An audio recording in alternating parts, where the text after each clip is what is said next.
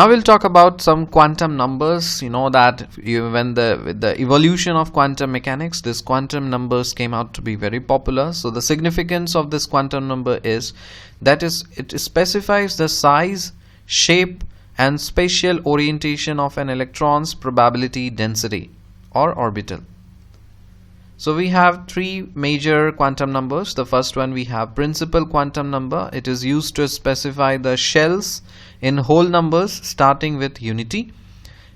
Then principal quantum number can also be designated by the letters like K, L, M, N, O and so on, and it is denoted by the letter small n, where n is equal to 1, 2, 3, 4.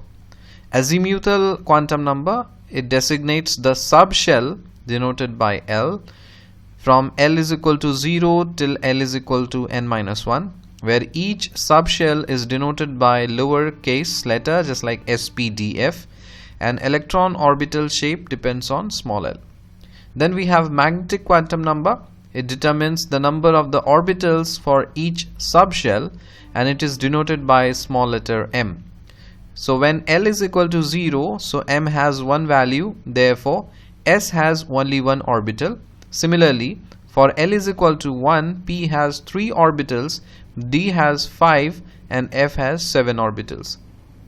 You don't have to study everything too much in detail, just have an overall idea about all this such that you could just simply tick the objective questions which are generally framed in Indian competitive exams. Moreover, each electron has a spin moment which can be oriented either up or down, and this gives the fourth number called the spin quantum number.